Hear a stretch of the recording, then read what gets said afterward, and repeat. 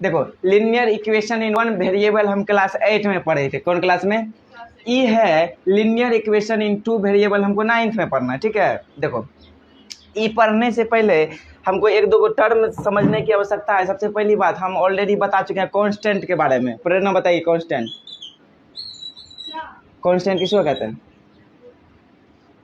Variable, constant and variable.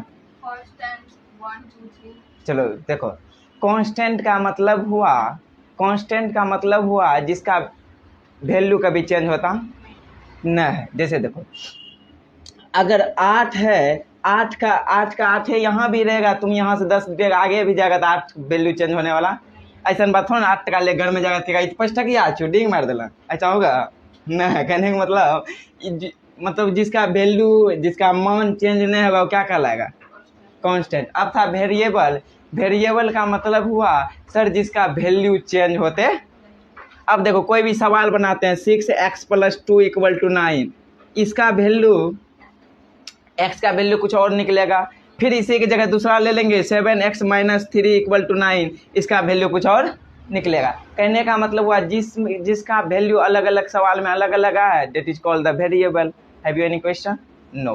Constant variable में कुछ पूछना है तो बोले जल्दी हैं। अब देखो यही कांस्टेंट और वेरिएबल को अगर हम प्लस माइनस मल्टीप्लाई और डिवाइड इसके फॉर्म में या इससे कंबाइन कर दें या कम्बिनेशन कर दें, उसी कहते हैं एल्जेब्रिक एक्सप्रेशन। क्या कहते हैं?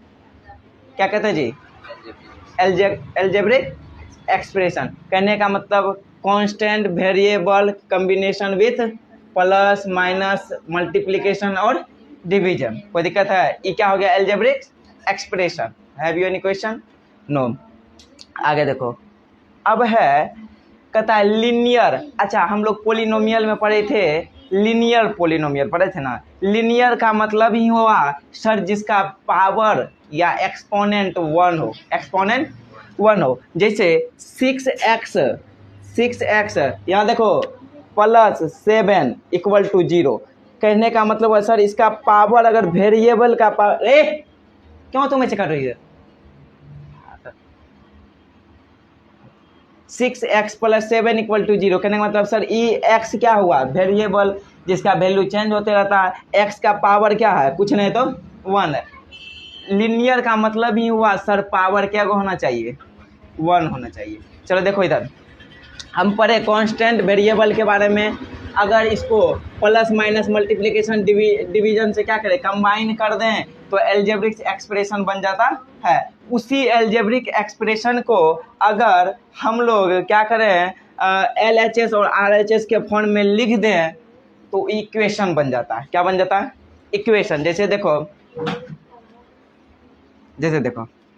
अब देखो 2x + 7 = 0 है ना। ठीक है सर, ये कांस्टेंट वेरिएबल को क्या किए? प्लस के साथ जोड़ दिए। कोई दिक्कत वाली बात है? अगर बीच में इक्वल देके इधर 0 दे दिए, कहने का मतलब हुआ सर LHS = RHS अगर कर दें तो यही हो गया क्या चीज़? इक्वेशन। इक्वेशन का मतलब ही हुआ जो ई साइड है उसको कंपेयर करना। कोई दिक्कत वाली बात?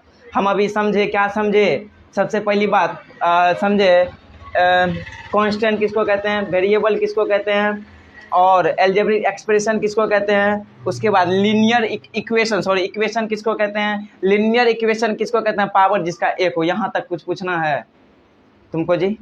तुमको नहीं। आगे देखो क्या कहता है।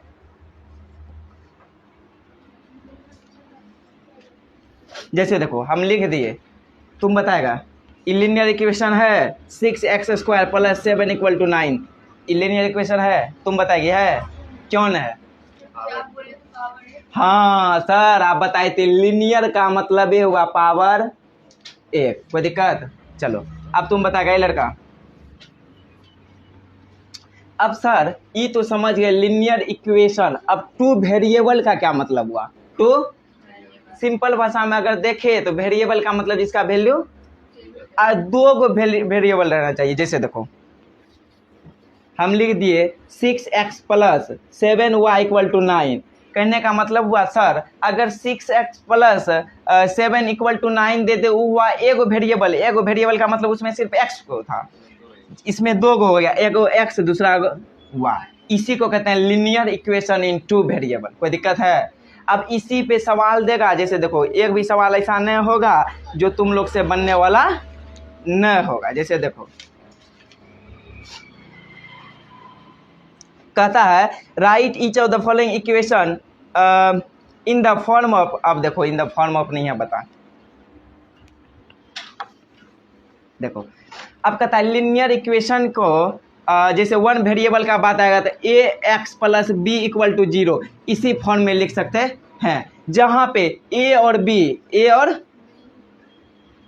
कोई रेशनल नंबर रियल नंबर होना चाहिए, कौन सा, और x इक्वल टू कभी भी 0, x इक्वल टू कभी 0 होना नहीं चाहिए।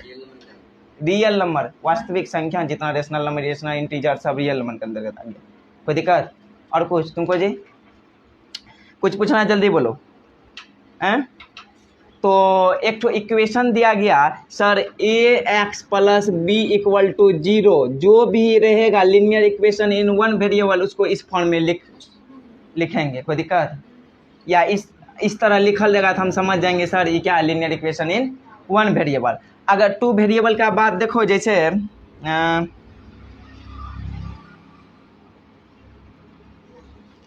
हाँ अगर a x plus b y plus c equal to 0 रहे तो ये हो गया linear equation in two variable. इस तरह रहेगा तो हम समझ जाएंगे sir linear equation in two variable है। कोई दिक्कत? जैसे सवाल में देखो क्या कर रहा है कि write each of the following equation in the form of a x plus b Y.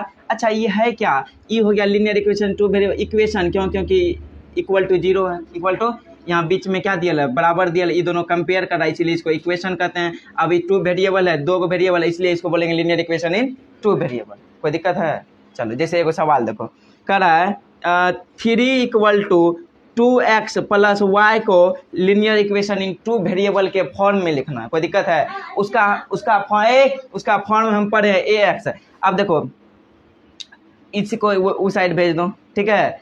2x plus y equal to 2x plus y minus 3 equal to 0। कहने का मतलब हुआ हाँ 0 इस फॉर्म में आ गया ना चलो कहने का मतलब हुआ a का मान क्या हो गया 2, b का मान क्या हो गया y की जगह 1 है, आगे में कुछ नहीं तो 1 हो गया। चलो c का मान क्या हो गया 3। कोई दिक्कत है? और x y वेरिएबल है ना जी, यहाँ कांस्टेंट का मान ना बैठा रहे हैं। कोई दिक्कत? समझी तुम? और कुछ पूछना है क्या? तुम खड़ा होकर बताओ कांस्टेंट किसको कहते हैं? वेरिएबल, जल्दी बोलो।